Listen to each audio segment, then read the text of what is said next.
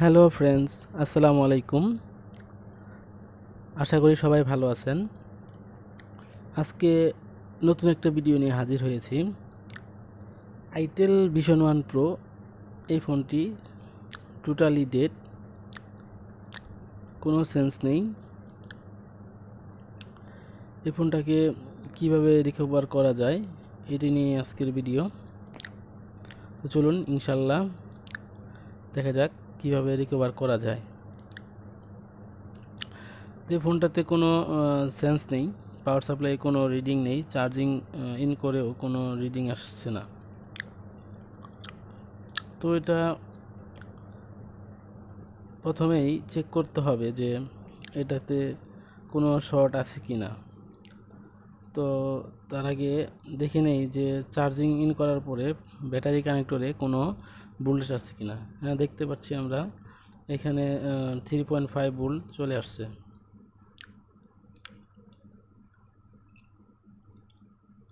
তারপরে দেখা যাক এটাতে শর্ট আছে কি না। তো প্রথমে শর্ট চেক করে নেওয়া দরকার কুল টেস্টিংয়ের মাধ্যমে। কুল টেস্টিংয়ে কোথাও শর্ট ধরা পড়লে তো শর্ট রিমুভ করলেই আশা করি ঠিক হয়ে যাবে।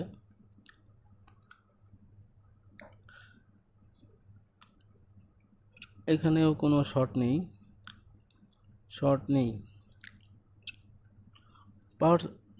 পাওয়ার আইসির আশেপাশে দেখতে হবে যে কোথাও শর্ট আছে কিনা। তো এখানে শর্ট পাওয়া যায়নি। এখন আমরা হট টেস্টিংয়ের মাধ্যমে ভোল্টেজ চেক করব চার্জার ইন করে। মিটারকে ডিসি মোডে নিয়ে যেতে হবে।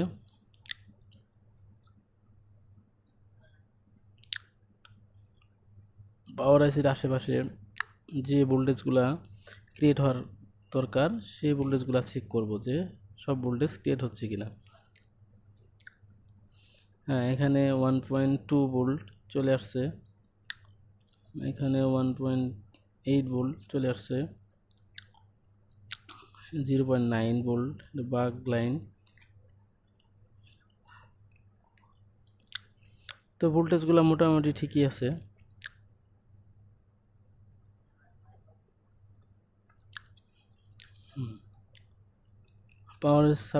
পাওয়ার আইসির আশেপাশে সমস্ত ভোল্টেজ ঠিক আছে, ইএমসি ভোল্টেজও ঠিক আছে।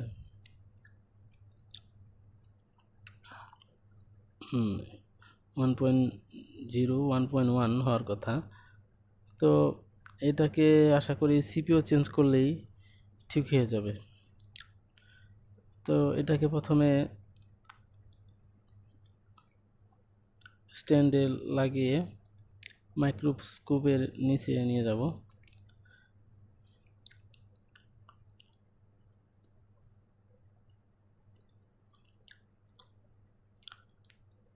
তো চলুন মাইক্রোস্কোপে চলে যাই। তার প্রথমে এটাকে নোজ পয়েন্ট চিহ্নিত করে রাখবো যাতে আইসিটা খুললে সহজে ঠিক মতো লাগাতে পারি। তো এটা প্রসেসরটা হচ্ছে স্পিডটাম আইসি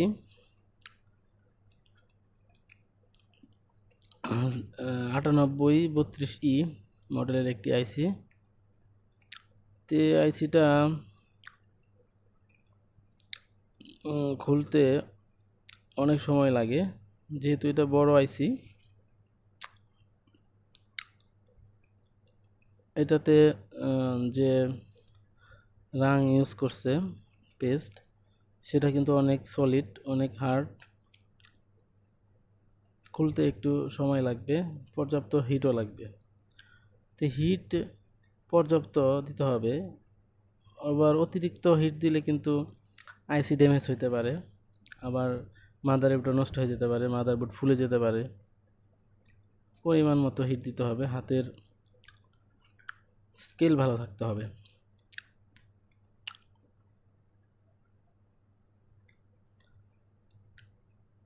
খুলতে একটু সময় লাগতেছে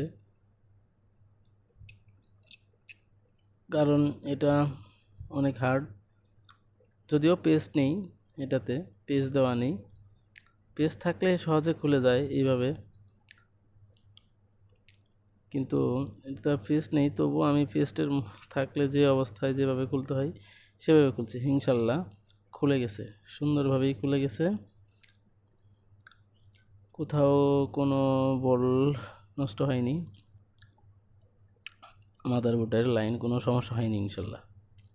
তো তারপরে এটাকে আমি ডিসোল্ডারিং উইকের মাধ্যমে এটাকে পরিষ্কার করে নেব। প্রথমে তাতাল দিয়ে এটাকে ভালো করে রাঙগুলোকে, বড় বড় যে রাঙের বলগুলো আছে এগুলোকে একটু সমান করে নিয়ে তারপরে ডিসোল্ডারিং দিয়ে এটাকে পরিষ্কার করে নিব। পরিষ্কার করতে খেয়াল রাখতে হবে যে মাদারবোর্ডে যেন ক্র্যাচ না পড়ে। এখানে অনেক জোরে চাপ দিয়ে করা যাবে না, তাহলে কিন্তু মাদারবোর্ড নষ্ট হয়ে যাবে। সেখানে বল যদি উঠে যায় তাহলে কিন্তু অনেক সমস্যা হয়ে যাবে, লাইনগুলা ডিসকানেক্ট হয়ে যাবে। এখানে তখন কিন্তু অনেক ঝামেলা পোহাইতে হইব, লাইন জাম্পার করতে হবে, সেদিকে খেয়াল করতে হবে। ধীরে স্থিরে আস্তে আস্তে করে করতে হবে, অনেক সফটলি করতে হবে। এটা ভালো আয়রন দরকার, বিটটাও ভালো দরকার।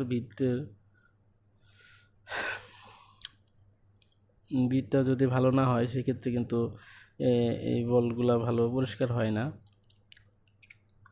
ভালো মানের একটা তাতাল দরকার। রিলাইফের যে ডিসোল্ডারিং উইকটা আছে সেটা দিয়ে আমি কাজ করতেছি, সেটা অনেক ভালোই কাজ করে। এটাকে ভালো করে পরিষ্কার করে তারপরে আইসিটা, আমার কাছে নতুন আইসি আছে, সেই আইসিটা আমি লাগিয়ে নিব এখানে।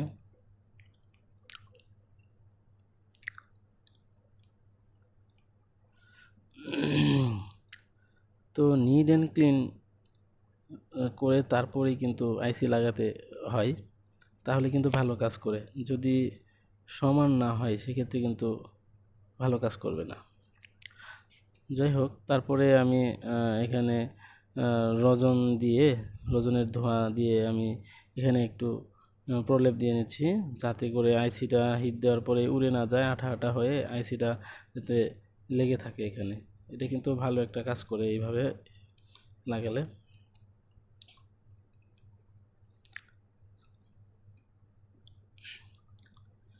তো তারপরে নোজ পয়েন্ট দেখে ঠিকঠাক আইসিটা বসিয়ে সুন্দর করে, এখন কিন্তু একটু হিট কম দিয়ে লাগাতে হবে, কারণ খোলার সময় একটু হিট বেশি লাগে, লাগানোর সময় যদিও অনেক কমই লাগে।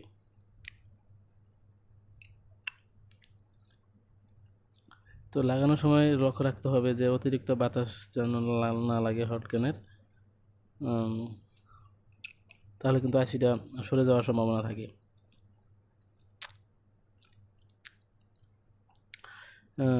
পর্যাপ্ত হিট হলে টুইজার দিয়ে হালকা একটু নাড়া দিয়ে দেখতে হয় যাতে আইসিটা ঠিকমতো বসছে কিনা। যদি না রাখে, হালকা একটু নাড়া খায়, তাহলে কিন্তু আইসিটা ঠিকঠাক বসে যাবে। তো আইসি লাগানো হয়ে গেছে, এখন আমরা মাদারবোর্ডটা ঠান্ডা করে তারপরে সেটের সাথে লাগিয়ে পাওয়ার সাপ্লাই দিয়ে আমরা চেক করব যে ফোনটা রান হয় কিনা। তখন কিন্তু প্রথমে কিন্তু কোনো সেন্স ছিল না, ইনশাল্লাহ এখন সেন্স আসছে, রিডিং তো ভালোই। তো আলহামদুলিল্লাহ ফোনটা রান হয়ে গেছে, রিডিং দেখে বোঝা যাইতেছে যে ফোনটা রান হয়ে গেছে। তো এখন ব্যাটারি লাগিয়ে দেখবো ইনশাল্লাহ যে ফোনটা ঠিকঠাক চালু হয় কিনা।